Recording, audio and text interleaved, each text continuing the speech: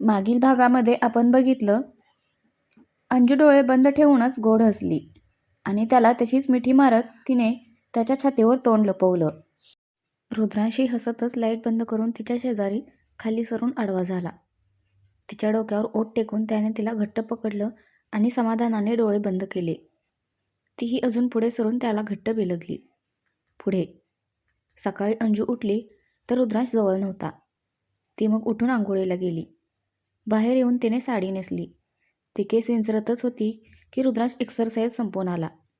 तिचं लक्ष नव्हतं त्याच्याकडे. त्याने मागून येऊन तिला मिठी मारली तशी ती दचकली. अहो, माझी अंघोळ झाली आहे, अंजू थोडंसं तोंड पाडत बोलली. तो तिच्या पोटाभोवती हात गुंफत म्हणाला, म्हणून काय झालं? हवं तर परत चल माझ्यासोबत. तिने मिररमधूनच थक्क होऊन बघितलं त्याच्याकडे. तो मिश्केल असला तसं तिने लाल गुलाबी होत खाली मान घातली. रुद्रांश तिच्या खांद्यावर हनुवटी टेकवत म्हणाला, इतके दिवस कसे काढू तुझ्याशिवाय? हा लाजरा चेहरा बघितल्याशिवाय दिवस जाणार नाही माझा. मग नका ना जाऊ दिल्लीला. ती मिररमधूनच त्याच्याकडे बघत म्हणाली. आवाजात आर्जव होता. डोळ्यांत ही एक वेडी आशा होती. त्याचा चेहरा थोडा गंभीर झाला. ते जमलं असतं तर रात्री उगीच आवर्त घेतलं असं वाटू लागले आता. असं बोलून त्याने तिच्या मानेवर तोंड घासलं. ती त्याचा हात पकडत शहारली. ती त्याचे हात सोडून त्याच्याकडे बघत हळूच म्हणाली, कुणी सांगितलं होतं मग तसं करायला? रुद्रांशने भोवया उंचावल्या. तशा तिने दोन्ही हातात चेहरा लपवला. तो तिचे दोन्ही हात बाजूला करत म्हणाला, बरं झालं आवर्त घेतलं, नाहीतर दिल्लीला गेल्यानंतर तुझ्या ओढीने पळून यावं लागलं असतं इकडे. आणि तसं बघायला लागेल तर आजचा दिवस आहे आपल्याकडे. तिने थोडंसं भांबावून बघितलं त्याच्याकडे. तो गालामध्ये हसला तशी ती नजर चोरत म्हणाली, राहू द्यात आता. रुद्रांश तिचे आरक्त झालेले गाल बघत म्हणाला, बघ बर, विचार कर, मी जर आलोच नाही. अहो, अंजूने त्याच्या ओठांवर हात ठेवत गप्प केलं. तिचे डोळेही लागलीच भरून आले. छातीही वर खाली होऊ लागली. अगं, मस्करी केली मी वेडाबाई. रुद्रांश तिचे डोळे पुसत म्हणाला. तिने त्याला मिठी मारली. ती रडवेल्या आवाजातच म्हणाली, परत नका करू अशी मस्करी. तुम्ही जर परत असं बोललात तर मी बोलणार नाही तुमच्याशी. बरं, सॉरी, मी लवकर येईन तिकडून, आय प्रॉमिस. तो तिच्या पाठीवर हात फिरवत म्हणाला. अंजूने बाजूला होऊन त्याचे हात हातात घेतले आणि त्याच्या नजरेत बघत म्हणाली, परत प्लीज असं बोलू नका. तुमच्याशिवाय जगण्याचा विचार नाही करू शकत मी. तुम्हाला काही झालं तर मीही मरून. श. त्याने तिच्या ओठांवर बोट ठेवत तिला शांत केलं. तो मग तिचा चेहरा हातात घेत म्हणाला, काय बोलतेस? ना मला काही होणार, ना मी तुला काही होऊन देणार. आपल्याला खूप जगायचं आहे अजून आपला हनीमून पण नाही झाला. तिने आता थोडंसं रोखूनच पाहिलं त्याला. मग लगेच लाजून खाली पाहिलं. तो तिचा चेहरा परत वर करत म्हणाला, मला माझी पुढची सगळी वर्षे तुझ्यासोबत राहायचं आहे. तुझ्या मिठीत जगायचं आहे. तुझ्यावर भरभरून प्रेम करायचं आहे. आणि तुला नेहमी. तो पुढे यायला लागला तशी ती त्याला मागे सारत म्हणाली, अंघोळ करून या आता. आधीच उशीर झाला आहे मला खाली जायला. रुद्रांशने तोंड पाडलं. तिने हसून थोडंसं लाजतच पुढे होऊन त्याच्या गालावर ओठ टेकवले. त्याने दुसरा गाल पुढे केला. तिने त्यावर हलकेच चापट मारली. त्याने आता थोडंसं वैतागून बघितलं तिच्याकडे. ती खुदकन हसली तसं त्यानेही हसून दिलं. त्याने पटकन पुढे होऊन तिच्या कपाळावर ओठ टेकवले. ती त्याच्याकडे बघून गोड हसली. लगेच त्याला सारून बाजूला जात बोलली, आता जावा पटकन, परत तुम्हालाच लेट होईल. अरे हो, माझ्या सुंदर बायकोच्या नादात मी विसरून गेलो की मला लवकर जायचं होतं आज. आलोच मी. तो तिची हनुवटी पकडून म्हणाला आणि मग पटकन बाथरूममध्ये घुसला. अंजू हसतच रजईची घडी घालण्यासाठी गेली. त्याचे कपडे काढून तिने बेडवर ठेवले. ती मग खाली गेली.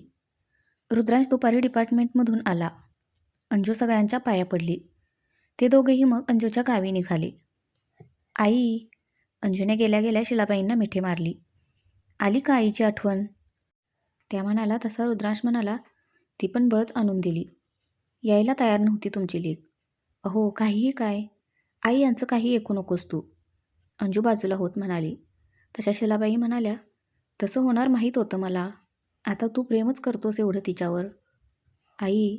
अंजू थोडंसं लाजत ओरडली. ती मग चेअरमध्ये बसून रुद्रांशकडे बघत म्हणाली, प्रेम असतं तर असं सोडून नसते गेले मला. त्याने भोवया उंचावत पाहिलं तिच्याकडे. घरी आली नाही तर लगेच तक्रारीचा सूर लावला तिने. बरं तुमचं चालू द्या, मी आले चहा घेऊन, त्या हसत म्हणाल्या आणि आत गेल्या. रुद्रांश लगेच तिच्याजवळ येऊन बसत म्हणाला, घरून एवढी शहाण्यासारखी निघालीस आणि आता इथे अशी तक्रार करणारीस का? माझा पाय निघालाच म्हणजे. मग थांबा ना आजच्या दिवस, उद्याच्या दिवस तिकडे राहा. ती लगेच अधीर होत म्हणाली. डोळेही त्याच्या चेहऱ्यावर भिरभिरत होते. त्यावरूनच तिला किती अवघड जाईल त्याच्यापासून लांब राहणं हे कळून जात होतं.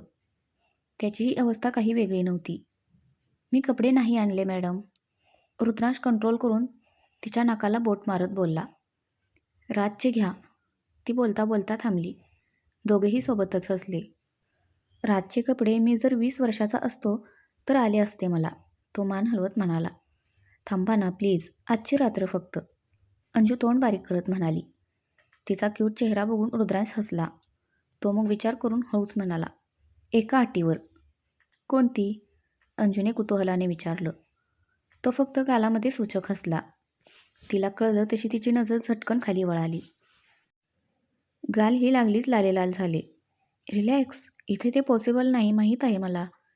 तो हसतच म्हणाला. तिने फक्त एक लाजरा कटाक्ष टाकला त्याच्याकडे. शिलाबाई आल्या तसे ते तिघेही चहा घेत बोलत बसले. रुद्रांश राहण्यासाठी तयार झाला, पण बिचारा फसला. जेवणाच्या वेळेपर्यंत घरी लोकांची नुसती ये-जा चालू होती. त्याचं अंजूचं कौतुक करत होते ते. रुद्रांश सगळ्यांशी हसून बोलत होता. त्याचं होणारं कौतुक बघून शिलाबाईची मान अजून ताठ झाली होती. अंजू ही स्वतःला अजून भाग्यवान समजत होती. रात्री तो, शिलाबाई व राजनी गप्पा मारतच जेवण उरकलं. अंजू त्या सलोनीला कसं वठणीवर आणलं ते सांगत होती. सोबत रुद्रांची तोंड भरून तारीफही करत होती. त्याचं तर आज त्यानेच पोट भरलं होतं. रात्री दोघेही आत झोपण्याच्या तयारीत होते. राज व शिलाबाई बाहेर झोपले होते. अंजू दरवाजाची कडी लावून खाली अंथरुणावर बसली. बसल्या बसल्या केस मोकळे करून परत वेणी घालू लागली ती. रुद्रांश बाजूलाच झोपला होता. शर्ट काढून ठेवल्याने अंगावर फक्त बनियन होती. अंजूचे हात वर गेल्याने साडीचा पदर थोडा वर झाला होता. तिचं सपाट गोरं पोट बाहेर डोकावत होतं. रुद्रांशने आजपर्यंत तिला कधीच एकदम त्या नजरेने पाहिलं नव्हतं. मनात आले तरी कंट्रोल करायचा. पण आज तिला एकदम मिठीत घ्यावंसं वाटत होते. परत किती दिवस तिला बघता येणार नव्हतं काय माहीत. अंजू खाली सरून झोपणार तेच तिचं लक्ष त्याच्याकडे गेलं. त्याच्या नजरेच्या दिशेने तिनं खाली पाहिलं तसा तिच्या अंगावर सरकन काटा आला. तिने पटकन पदर नीट केला. ती थोडंसं लाजतच खाली सरून झोपली. हृदयाची धडधड थोडीशी वाढल्यासारखी जाणवली. गालांवरही थोडासा गुलाल उधळला होता. तिने त्याच्याकडे बघितलं तर रुद्रांश हातावर डोकं टेकवून तिला एकटक बघत होता. त्याची ती खिळलेली नजर तिच्या अंगावर मोरपीस फिरवत होती. तिने लाजून मान दुसरीकडे वळवली. त्याने परत तिचा चेहरा हाताने स्वतःकडे वळवला. बघू देत ना, उद्या परत नसशील तू जवळ. तो थोडंसं घोगऱ्या आवाजात बोलला. अंजूचंही मन भरून आलं. ती थोडीशी त्याच्याजवळ सरकली. त्याचा चेहरा अगदी समोर होता. तीही आता त्यालाच बघत होती. त्याच्या काळ्या भोर डोळ्यात खोलवर बघत होती. त्यांच्या नजरेतले ते आधिरलेले भाव पोहोचतच होते हृदयापर्यंत. गरम श्वास आदळत होते चेहऱ्यांवर. त्याला आता राहवलं नाही. तो तिचा चेहरा ओंजळीत घेत हळूच खाली झुकला. तिने मोहरल्यासारखे डोळे बंद करून घेतले. दोघांचीही ओठ अडकली गेली एकमेकांत. हळूहळू तिच्या शरीरभर हवेहवेसे तरंग उठू लागले. छातीतली धडधड कैक पटीने वाढत चालली होती. त्याचा हात तिच्या पदरातून पोटावर गेला तसं तिने पोट आकसलं. ती मागे होणार तेच त्याने तसाच हात पुढे नेत कमरेला पकडून अजून जवळ ओढलं. ओठ ही तिच्या ओठांवरून मानेवर घसरले होते. आपसुकच तिचे हात त्याच्या पाठीवर गेले. तो अजून खाली झुकला तसं तिने त्याला मिठीत घेतलं. एकमेकांचा उबदार स्पर्श त्यांना प्रेमाची वेगळीच नशा चढवत चालला होता. अंगावर अलगदपणे फिरणाऱ्या त्याच्या हातासोबत अंजूच्या अंगावर भरभर रोमांच उभा राहत चालला होता. त्याचे गरम उसासे बधीर करत चालले होते तिला. तिच्या तोंडातून हलकासा उसासा बाहेर पडला तसा रुद्रांश थांबला. त्याने मागे होऊन तिच्याकडे बघितलं. डोळे बंद ठेवून जोरजोरात श्वासोच्छवास करत होती ती. त्याने तिच्या कपाळावर ओठ टेकवले. हात मागे घेऊन तो खाली झोपला. काहीच जाणवेनासं झालं तसे तिने डोळे उघडले. अंजूने त्याच्याकडे बघितलं तर तो फक्त गालामध्ये हसत होता. तिला कळलं तो का थांबला ते. तिने पुढे होऊन लाजतच त्याच्या छातीवर डोकं टेकवलं. त्याने तिच्या भोवती हात गुंफले. ती त्याच्या पोटावरून हात टाकत त्याला बिलगून झोपली. दोघांनीही मग एकमेकांच्या उबदार मिठीत समाधानाने डोळे मिटून घेतले. दुसऱ्या दिवशी अंजूला त्याच्या आधीच जाग आली. ती तशीच रुद्रांच्या चेहऱ्याकडे बघत बसली. कितीही बघितलं तरी तिच्या नजरेचं काही समाधान होत नव्हतं. तो आज जाणार हे आठवताच गलबरून आलं तिला. तिने हळूच पुढे झुकून त्याच्या कपाळावर ओठ टेकवले. ती बाजूला होणार तेच त्याच्या कमरेभोवती त्याच्या हातांचा विळखा पडला. जागे आहात तुम्ही? तिने स्वतःला सावरत विचारलं. रुद्राजने डोळे उघडत हुंकार भरला. मग उठला नाहीत? तिने रोखून बघत विचारलं. तू जवळ असताना कसं उठावंसं वाटेल? तो एका हाताने तिचे केस कानामागे करत म्हणाला. ती हसली आणि पुन्हा त्याच्या छातीवर डोकं टेकून झोपली. दोघांनाही उठावंसंच वाटत नव्हतं आज. एकमेकांपासून लांब जाण्याचा तर विचारच करवत नव्हता. पण परिस्थितीने हतबल केले होते त्यांना. रुद्रांश, ते त्याच्या छातीवर नीट झोपत म्हणाली. त्याने तिच्या पाठीवर हात फिरवत हुंकार भरला. लवकर याल ना तुम्ही? तिने शहारून गहिऱ्या आवाजात विचारलं. जेवढ्या लवकर येता येईल तेवढ्या लवकर येण्याचा प्रयत्न करेन. आणि खूप मिस करणार आहे मी तुला, तो तिला घट्ट पकडत म्हणाला. मी पण, ती त्याला अजून बिलगत म्हणाली. तो डोळे बंद करत म्हणाला, आय लव्ह यू मोअर. तीही डोळे बंद करत म्हणाली. थोडा वेळ गेला. अंजू मग उठत म्हणाली, बरं चला, परत उशीर होईल तुम्हाला. त्याने फक्त हुंकार भरला. दोघेही जड अंतकरणानेच उठले. रुद्रांशने राजला मिठी मारली. तो मग शिलाबाईंच्या पाया पडला. तो अंजूजवळ आला. ती हसत होती खरी, पण डोळे थोडेसे ओलावले होते तिचे. त्याने शिलाबाईंच्या समोरच तिच्या डोक्यावर ओठ टेकवले. तिने थोडंसं लाजतच शिलाबाईंकडे आणि राजकडे बघितलं. मी काही नाही बघितलं, राज दुसरीकडे नजर फिरवत म्हणाला. शिलाबाईंनी पण डोळ्यांवर हात ठेवला. तसे हे दोघेही हसले. अंजू रुद्रांचा हात पकडूनच बाहेर आली. तो कारमध्ये बसला. त्याने सगळ्यांना हात हलवून पाय केलं. पाय निघत नव्हता.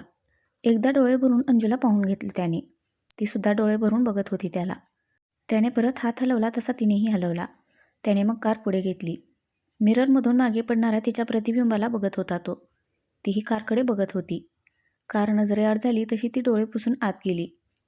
इकडे रुद्रांशने ओलावलेले डोळे पुसले. थोडे दिवस म्हटला असला तरी किती दिवस लागतील त्यालाच माहीत नव्हतं. त्याने मानेला झटका देत सगळे विचार झटकले.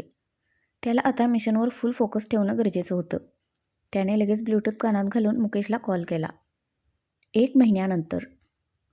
अरे झाली का सगळी तयारी? चला लवकर, दिनेशराव आवाज देत म्हणाले. पायऱ्यांवरून नऊवारी साडी घातलेली अंजू आणि सोबत ईशा, पिया, मधू आणि फ्रॉक घातलेली तानी उतरून खाली आल्या. सौरभी पळतच आला वरून. पूर्वी आतून ताट घेऊन आली. अहिल्याबाई पण पाण्याचा तांब्या वगैरे घेऊन बाहेर आल्या. चलायचं? गणपती पकडलेला समीरने विचारलं. हो चला चला, अहिल्याबाई उत्साहाने म्हणाल्या. सगळेजण मग गणपती बाप्पा मोरयाचा गजर करत घराबाहेर पडले. गणपती विसर्जन करण्यासाठी मोठं पब्लिक बाहेर पडलं होतं आज. सगळेजण पायीच विसर्जनाची सोय केलेल्या ठिकाणी गेले. गणपती बाप्पांची आरती करून गणपती विसर्जन झालं. सगळेजण मग घरी आले. सगळ्यांच्या चेहऱ्यावर आज भलताच आनंद आणि चैतन्य होता. पण अंजूचा जरा जास्तच होता. कारण आज पूर्ण 1 महिन्यांनी तिचा लाडका नवरा रुद्रांश जो घरी येणार होता. दुपारचं जेवण करून पिया, ईशा व मधू हॉस्टेलकडे गेल्या. सौरभ व समीर गेले त्यांना सोडवायला. अंजू मग थोडंसं उरकून रूममध्ये गेली. खूप वेळ वाट पाहत होती ती. जीव अक्षरशः व्याकुळ झाला होता त्याला भेटण्यासाठी. आणि त्याच्यासाठीच तर किती तयार झाली होती ती आज. सगळं उतरवून पण ठेवावंसं वाटेना. शेवटी वाट पाहून थकल्यावर तशीच झोपी गेली ती. संध्याकाळी रुद्रांश आला. पूर्वीने दरवाजातून त्याला पाहिलं. तशी पळतच जाऊन त्याला मिठी मारली. ती वाटच पाहत बसली होती त्याची. बापरे, काय अवतार केलायस? ती त्याच्याकडे विचित्रपणे बघत म्हणाली. काय करू, कामच तसं होतं, रुद्रांश खांदे उडवत हसून म्हणाला. बरं थांब इथे, मी आईला बोलवान आणते. ती त्याला दरवाजामध्ये उभं करत म्हणाली. तिने अहिल्याबाईंना आवाज दिला. दिनेशराव पण बाहेर आले. ती मग सौरभ आणि समीरला बोलवायला गेली. पूर्वी अंजूच्या रूममध्ये गेली तर ती झोपलेली होती. तिने मग तिला उठवलं नाही. अहिल्याबाईंनी भरल्या डोळ्यांनीच रुद्रांशला ओवाळलं. ताट पूर्वीकडे देऊन त्यांनी त्याची दृष्ट काढली. तो आत आला तसा त्यांच्या पाया पडला. त्यांनी त्याला मिठीत घेऊन मग नंतर त्याच्या कपाळावर ओठ टेकवले. असं करतात का रे हा? जीव टांगणीला लावून ठेवला होतास, त्या रडवेल्या सुरात म्हणाल्या. आई रडू नकोस प्लीज, आता नाही करणार असं, रुद्रांश त्यांच्या चेहऱ्यावर हात ठेवत म्हणाला. त्याचेही डोळे पाणावले होते. मी जाऊनच देणार नाही आता तुला. जीव किती वर खाली होत होता. महिनाभर झोप नाही की काही नाही, त्या थोडंसं ठणकावून म्हणाल्या. तो कान पकडून हसला आणि त्याने होकारार्थी मान हलवली. रुद्रांशने दिनेश रावांकडे बघितलं. त्यांचेही डोळे भरून आले होते. तो त्यांच्या पाया पडायला गेला तसं त्यांनी त्याला मिठीत घेतलं. गर्व वाटतो खूप तुझ्या आणि तुझ्या कामाचा. पण या महिन्यात त्या म्हणाल्या तसा जीव खरंच टांगलेला लावला होतास तू. ते थोडंसं गहिऱ्या आवाजात म्हणाले. बस आता बाबा, आता नाही कुठे जाणार मी. तो बाजूला होत म्हणाला. त्यांनी त्याच्या खांद्यावर थोपटलं. ब्रो. सौरभने त्याला मागूनच मिठी मारली. मला तर वाटलं माझ्या लग्नापर्यंत तरी येणारच की नाही. तो मागे होत म्हणाला. असं कसं येणार नाही? तुझ्या लग्नात सगळी हौस पूर्ण करणारे मी. रुद्रांश उत्साहात येत म्हणाला. ते दोघेही हसले. समीरने पण रुद्रांशला मिठी मारली. रुद्रांश बसला तसं पूर्वीने त्याला पाणी दिलं. ते मग गप्पा मारत बसले. रुद्रांशने त्यांना थोडक्यातच सगळं सांगितलं. आलेलं संकट टळलं यातच सगळे समाधानाने हसले. इकडे अंजूला जाग आली. तिने आशेने उठून पाहिलं तरी रुद्रांश काही दिसत नव्हता रूममध्ये. पण तो आल्याचा भास होत होता तिला. आजपर्यंत असे भास किती वेळा झाले होते काय माहीत. नेहमी हिरमोड व्हायचा. आजही तसंच वाटलं तिला. ती मग उठून फ्रेश झाली. नाराज तर होतीच त्याच्यावर, पण तो आल्यावर तिला त्याच्यासमोर एकदम फ्रेश उभं राहायचं होतं. ती मग बाथरूममध्ये जाऊन तोंड धुवून फ्रेश झाली. बाहेर येऊन तिने परत पावडर वगैरे लावली. काढून ठेवलेला गजरा परत माळला अंबाड्याभोवती. ती नंतर खाली गेली. अंजू पायऱ्यांवरून खाली उतरतच होती की समोर तिला रुद्रांश बसलेला दिसला. जागीच स्तब्ध झाली ती. किती बदलला होता एका महिन्यात तो. दाढी वाढली होती, केस वाढले होते. तब्येत ही बरीच कमी झाली होती. लूक फारच चेंज करून टाकला होता. चेहराही थोडासा काळवंडला होता. नक्की असं काय करण्यासाठी गेला होता तो? ती आता भान हरपून त्याला बघू लागली. तो हसत होता तसं तिच्याही चेहऱ्यावर हसू फुलत चाललं होतं. रुद्रांशने बोलता बोलता वर पाहिलं. तिला बघितलं तसा तोही स्तब्ध होऊन तिला बघत राहिला. गालावर हलकंसं हसूही उमटलं. सगळ्यांच्या नजरा जिन्याकडे गेल्या. अंजू आली तशी मागे फिरली आणि रूममध्ये गेली. यावेळेस तू मेटाकुटीला येणारच रुद्र. खूप जास्त त्रास दिलास तू तिला. पूर्वी त्याला बिकट परिस्थितीची जाणीव करून देत म्हणाली. आता बसा हातपाय जोडत. ती काही ऐकत नसते. सौरभही हसत म्हणाला. रुद्रांश हसतच उठला. माझी बायको आहे ती. मला माहिती तिला कसं मनवायचं. आलोच मी. असं बोलून तो पटकन जिन्याकडे गेला.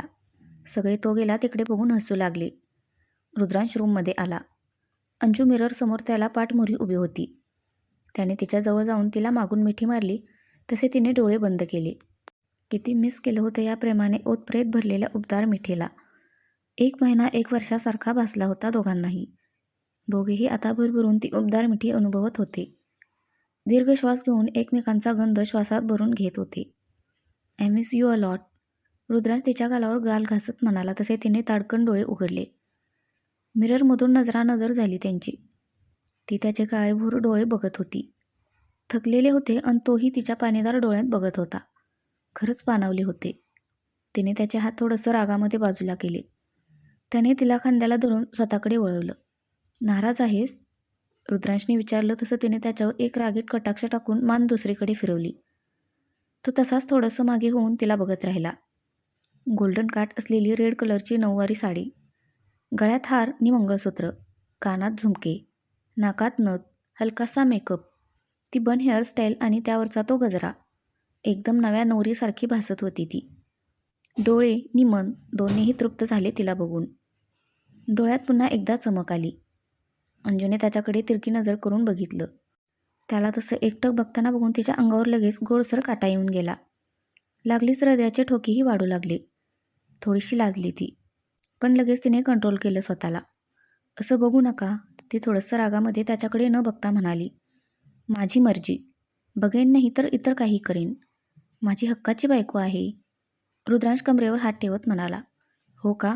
मग 1 महिना तुम्हाला बायको आहे हे काय विसरून गेला होतात का? तिने कपाळावर आठी पाडत विचारलं. नाकपुड्याही फुगल्या होत्या. तिला असं चिडलेलं बघून तो हसत म्हणाला. अगं, काही बोलू नका. थोडे दिवस सांगून 1 महिना तिकडे थांबले. वर मेसेज नाही, कॉल नाही. मुकेश दादा देतील तो काय निरोप. तुमच्याबद्दल किती हुरहुर लागून राहायची माहिती आहे.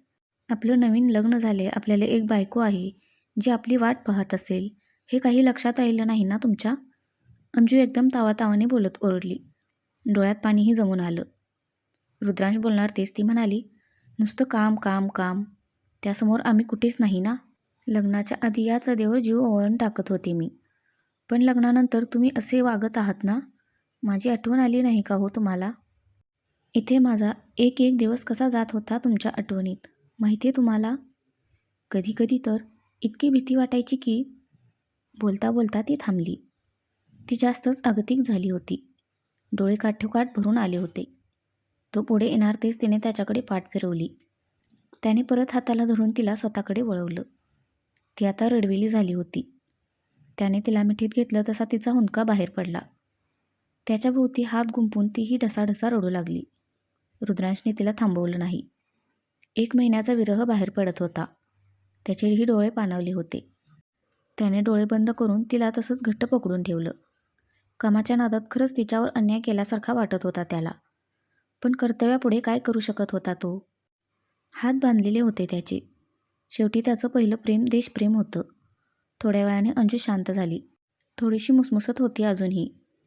रुद्रांशने तिला खांद्याला धरून बाजूला केलं. झालं की अजून बाकी आहे? त्याने विचारलं तसं तिने त्याच्याकडे थोडंसं चिडून पाहिलं. तिचं तोंड परत रडवेलं झालं तसा तो तिला मिठीत घेत म्हणाला, सॉरी सॉरी, आता रडू नकोस प्लीज, नाहीतर मी पण रडून देईल. अंजूने परत त्याला मिठी मारली. तो तिच्या डोक्यावर कुरवाळत म्हणाला, आय एम सॉरी, खोटं बोलून जावं लागलं मला. पण मला सुद्धा क्लिअर कट आयडिया नव्हती. गणपती विसर्जनाच्या दिवशी खूप मोठा ब्लास्ट होणार अशी खबर मिळाली होती. काय? तिने मागे होऊन धक्का लागल्यासारखं विचारलं. हो, आणि संशयित दिल्लीत होता. त्याला पकडण्यासाठी खास पाठवलं होतं मला. वेश बदलून राहावं लागलं मला. त्याच्याशी मैत्री करावी लागली. त्यामुळे माझी खरी ओळख त्याच्यापासून लपून राहणं खूप गरजेचं होतं. म्हणून तर कॉन्टॅक्ट तोडावा लागला मला. पण त्या 1 महिन्यात रोज तुझ्या आठवणीत किती झुरत होतो काय सांगू. तोही भाऊक होत म्हणाला. आवाज थोडासा घोगरा झाला होता. तो तिचे डोळे पुसत म्हणाला, मोबाईल वगैरे असं जवळ काहीच नव्हतं माझ्या. फोटोही ठेवू शकत नव्हतो तुझा. सगळ्या आठवणी रात्रीच्या डोळ्यासमोरून सरायच्या. त्याच मला दुसऱ्या दिवशी कामासाठी उत्स्फूर्त करायच्या. खूप मोठी टोळी होती त्या टेरेसची. एकदा तर पकडलोच गेलो होतो मी. तेव्हा असं वाटलं की संपलं सगळं. परत तुला बघू शकेन की नाही. त्याने डोळे बंद केले. थोडासा थरथरत होता. अंजूने इमोशनल होत त्याच्या चेहऱ्यावर कुरवाळलं. तो परत डोळे उघडून म्हणाला, पण तुमच्या सगळ्यांच्या प्रेमाची ताकद होती पाठीशी. रॉचे काही ऑफिसर्स होते म्हणून निभावून गेलं. आजच सगळ्यांना पकडलं आम्ही. उद्या येईल न्यूजमध्ये. आय एम सॉरी, अंजू अपराधीपणाने म्हणाली. तसा तो तिचा हात हातात घेत म्हणाला, डोंट बी, तुला कुठे काही माहीत होतं. पण आता सगळं ठीक आहे. आता मी कुठेच नाही जाणार, तसं सांगून टाकलं आहे सरांना. आता मी फक्त तुझ्याजवळ राहणार. खरंच? तिने खुश होत विचारलं. त्याने मान हलवत हुंकार भरला. दोघेही एकमेकांकडे बघून हसले. अंजू त्याच्या चेहऱ्यावर हात फिरवत म्हणाली, तब्येत खराब करून घेतली आपण तुम्ही. आता आलोय ना. आता तुझ्या आणि आईच्या हातचं खाऊन परत पहिल्यासारखं होईन मी. तो तिच्या हातावर हात ठेवत म्हणाला. ती होकारार्थी मान हलवत हसली. ती मग खाली बघून थोडंसं अडकळत म्हणाली, काही विसरत नाही आहात का तुम्ही? तिने उगीचच कानातले झुमके चेक केले. तिच्या हातातल्या बांगड्या त्याने दिलेल्याच होत्या. तो तिचा चेहरा ओंजळीत पकडून वर करत म्हणाला, खूप म्हणजे खूप सुंदर दिसतेस आज. 1 महिना खरंच खूप झुरलो हा गोंडस मुखडा बघण्यासाठी. आज हृदय पुन्हा एकदा जिवंत झाल्यासारखं वाटत आहे. त्याने पुढे झुकून तिच्या कपाळावर ओठ टेकवले. तिनेही मग त्याचा चेहरा पकडून टाचा उंचावत त्याच्या कपाळावर ओठ टेकवले. दोघेही आता एकमेकांच्या डोळ्यात खोलवर बघत होते. तो तिचा चेहरा एका हातात घेऊन खाली झुकला तसे तिने डोळे बंद करून घेतले. साडीवरची पकड घट्ट झाली तिची. हळूहळू हरवत गेले ते एकमेकात. 1 महिन्याचा विरह वितळत चालला होता त्या गोड क्षणांमध्ये. रुद्रांश थोड्या वेळाने बाजूला झाला. तिच्या लाल पडलेल्या लाजरा चेहऱ्यावरून नजर फिरवत त्याने समाधानाने एक सुस्कारा सोडला. अंजूने हळूच डोळे उघडून त्याच्याकडे बघितलं. तो तिच्या नजरेत बघत म्हणाला, I love you, I love you more. तीही हसत म्हणाली. त्याने परत तिला घट्ट मिठीत घेतलं. खाली आल्यानंतर पूर्वीने रुद्रांशला ओवाळून राखी बांधली. रक्षाबंधनाला तो नव्हता ना. माझं गिफ्ट? तिने हात पुढे करत विचारलं. तुझं गिफ्ट मी उद्या देईन, रुद्रांश हसत म्हणाला. विसरू नकोस हा. ती बोट दाखवून दम देतच म्हणाली. नाही ग ताई, तू बघच. यावेळेसचं गिफ्ट तू विसरणार नाहीस कधी. तो खांदे उडवत म्हणाला आणि गालातच हसू लागला. आय एम एक्सायटेड देन, तीही खुश होत म्हणाली. मस्त गोडाधोडाचं जेवण झालं आज. अंजूने आणि अहिल्याबाईंनी सगळंच रुद्रांच्या आवडीचं बनवलं होतं. मनसोक्तपणे पोट भरून जेवला होता तो. तानी त्याच्या मांडीवरच बसून जेवली होती. आईसारखंच तिनेही गिफ्टचा हट्ट केला होता. तिलाही उद्या गिफ्ट देण्याचं प्रॉमिस केलं त्याने. सगळेजण मग रूममध्ये गेले. तुम्ही उद्या काय गिफ्ट देणार आहात ताईंना? अंजूने केस विंचरता विचारता विचारलं. कळेलच की उद्या, तो बेडवरूनच तिला निहाळत म्हणाला. तिने मिररमधूनच त्याला नाराजीचा लूक दिला. तो गालामध्ये हसला. अंजू वेणी घालून बेडवर येऊन बसली. रजई अंगावर घेत ती त्याच्यासमोर झोपली. दोघेही समोरासमोर होते. एकमेकांना डोळे भरून बघत होते. खूप म्हणजे खूप मिस केला या क्यूट फेसला, तो तिच्या चेहऱ्यावर कुरवाळत म्हणाला. मी पण, ती त्याच्या चेहऱ्यावर हात ठेवत म्हणाली. उद्या ही दाढी काढा, मला माझे पहिले रुद्रांश परत करा आणि अंजू थोडीशी जरबेच्या सुरात म्हणाली. असं नाही केली तर? रुद्रांशने भुवया उंचावत विचारलं. करावंच लागेल, मला माझे हँडसम रुद्रांशच हवेत, नाहीतर? असं बोलून तिने त्याची दाढी ओढली.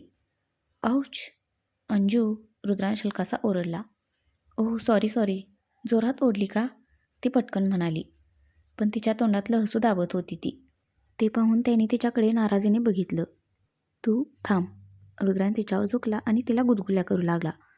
अहो काय? अहो थांबा, ती त्याला थांबवत ओरडली.